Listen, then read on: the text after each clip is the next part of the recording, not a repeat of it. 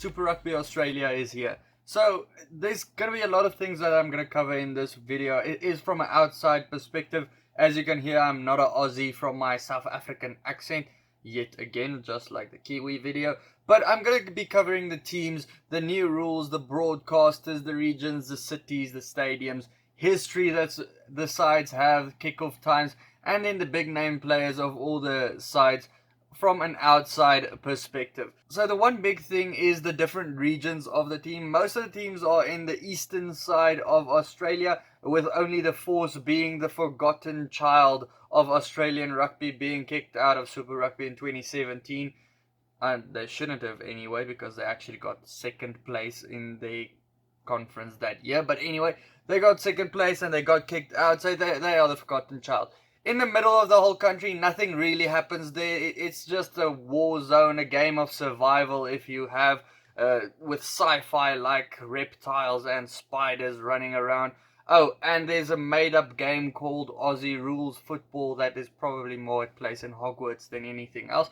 But yeah, that's where everything goes. Let's get back to the history of the sides. The Super Rugby has only been won 4 times by an Australian team. Twice by the Brumbies, once by the Reds, once by the Waratahs. And it has been a long time since that has happened. But since the conference system has come in place, the Brumbies and the Waratahs have been the proper big name sides since then. How does this whole tournament work? There are 5 teams, 12 weeks, not 10 weeks like in the New Zealand one, where there isn't any finals. The final will be played by the first place team, who plays the team which wins in a game between the second and third place team in the previous week. There will only be limited crowds, but at least there is something there. And it's going to be Friday and Saturday nights in Australia, mornings in other places, but the times are better to the rest of the world this time. Fridays, you can see most of the world could actually watch the game. It's probably USA a little bit early, Argentina a little bit early, but the rest we could watch it if we wanted to. Saturdays, same story, because the game is played 10 minutes apart in the different days. The broadcasters, it is the same as in the Super Rugby Aotearoa and as in the normal Super Rugby. The same broadcasters have the same deal still. It's up to them to still broadcast it if they wanted to. I did send an email, but didn't get any feedback. I'm not 2 Cents Rugby, who did get a feedback email in the previous video he made for Aotearoa, but hey, I tried, couldn't get anything back. But I think it will be broadcasted, hopefully, for our part. The new rules for the competition. They have more new rules than the other competition the Aotearoa has. The red-carded player that's substituted after 20 minutes also stays in this competition. The golden point rule, or the golden point system at the end of the game, also is in place, which is in New Zealand as well. The exit laws will also be strictly enforced like in New Zealand. But the 3 rules that they really did also bring into effect is the goal line dropout. When an attacking team or attacking player is held up or knocks the ball over the line, or when a ball is forced in the goal area, then it's a goal line dropout. Then it's the 50-22 rule, or the 22-50 rule, which actually means the same thing, but you'll see what the difference is, which doesn't come into effect in free kicks. That is an important thing to know. Basically what it means is, if a player is in his own 50-meter area and kicks it out into the 22-meter area of the opposition, by letting it bounce first, it is your team's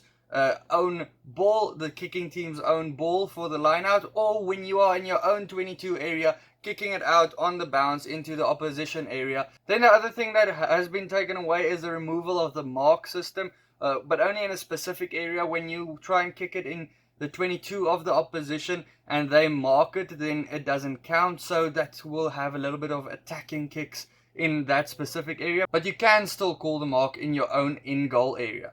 Let's get to the teams. So the Brumbies, they are based in Canberra. From the pictures that I saw, it looks like a flat and boring city, but it's kind of like Bloemfontein or Welkom with all the circles, but nothing wow about the city, nothing spectacular like you will see with the rest of the cities. They are in a GIO stadium. They've kind of made it a bit of a fortress as well. The specific players that they have, their team is probably the most well-rounded in Australia, with a lot of stars all over the park. But the biggest names they do have is in their front row, with a lot of Wallaby depth there, with Alan Alalatoa, their captain, then Falau Fainga and Scott Seo there, and then they also have James Slipper. The golden frame represents the guys you probably know, the silver is the guys you maybe have heard of, and then the guys with no frame at all is the guys you should look out for. Other guys that the team does have is Tavita Kurendrani, who is very good in the middle of the park. He gets man of the match games all the time, scores a lot of tries as well. Pete Samu, he's a brilliant runner off the back of a maul or at the back of a ruck, back of a scrum as well. Well, he's a brilliant runner. Then another guy, Joe Powell, who's a Wallaby as well. Marty Banks, a very good fullback. And Lolasio, he's an up-and-coming fly half. He's probably going to be a Wallaby one day. He's only 20 years old, playing in the starting team for basically the whole year so far. So far, so good for him. Then the Rebels. That's a nice looking city. You can see what I meant about Bloemfontein, Canberra. Anyway, they are in the AAMI Park, very good looking park as well, or stadium as well. The Rebels' star power is probably in their back line, as you can see with that golden guys at the top. Hodge, Tumua, Kurebeti and Haylett Petty are all Wallaby stars. They also have Naisarani, Meeks, Lomani, who is a Fijian international, Jones in his last season with the team, and Tom English. Other guys you might have heard of or should maybe look out for: Callaway, who was one of the top try scorers in the competition before it stopped. Rangi, who is a very good hooker, who is kind of holding out the Wallaby star Ulysses, or young and upcoming star Ulysses from the side. And then Matt Phillip, also in his last year with the side. The Reds are also based in one of those other great looking cities in Brisbane, and they play in the Suncorp Stadium. The Reds have the youngest group of players, averaging at 22 years old. Before the whole lockdown thing in the normal competition, they were the youngest overall group, but the pay cuts in this lockdown stage wasn't good for them. They lost Rodda, Lucas and Hawkins due to them just scrapping their contracts with Australian rugby. So they lost big names, but they still have some big names left. Spate also was released early from his contract to take up a contract in France. But like I said, they still have a good team. Tupou, very good. The Tongan Thor, they don't call him that for nothing. He's the only guy that can be that big and run that quickly. James O'Connor, very good fly half this year. He's been used at that position the whole time. Salakai Lotto, a guy I really like on the park. If he's on lock or in the flanker, he is always good. Jordan Pattaya, he's still going to be injured for a month, they said. Liam Wright, he's the captain of this side, a very young guy as a captain. Harry Wilson, look out for him. He just runs all over the park, gets a lot of tackles, very good player to have. And then McDermott as well, he is probably one of the next Wallaby scrum halves. If you have to see him play, you'll see why I say that. Hunter Paisami, he's one of the finds of the season so far, and the Reds have been using him quite well. Next up, it is Sydney, home of the legendary and iconic Finding Nemo, and the Waratahs play there as well. Just like Finding Nemo, they are in their own search or rescue to find a stadium for themselves, because each and every week they are in a different stadium. It's actually difficult for me to find out which stadium is their actual home. I always thought it is ANZ Stadium, but according to Wikipedia it is Sydney Cricket Ground, so I don't know, you can maybe let me know.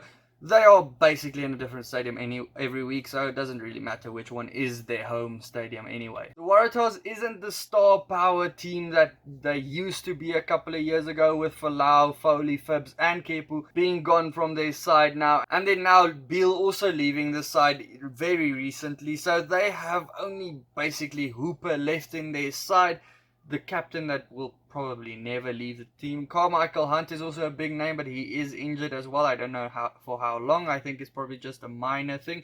Simmons, also a big name in their side. Maddox at fullback, probably because he's going to take over from Beale. Gordon, who is a Wallaby scrum half. Robertson, also a Wallaby. And then there's a couple of guys in the bottom that you've probably never heard of, but you should start looking out for.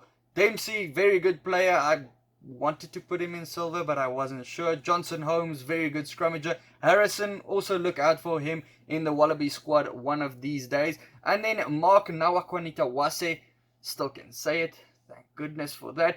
Great winger. I think he's 20 years old. He's a prospect, a prodigy. He's gonna go places. He scores tries all the time, runs over players. Look out for him with his curly hair there on the wing. Then last but not least, it is Western Force, and I gotta say, I honestly didn't expect that to be the home of the former great for the team, the Honey Badger.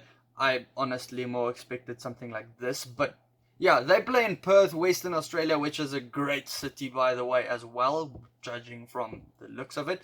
And I had to do some digging again to find out who is actually still at the team. They recently signed Jono Lance and Kyle Godwin, who still has Wallaby hopes, and they still have Marcel Brachy, who is a former Stormers player. He's one of the players for the United States as well. Jeremy Thrush, who is a former All Black, and then they also have Ian Pryor, Alcock, and then Bernard Stander, another South African in their side.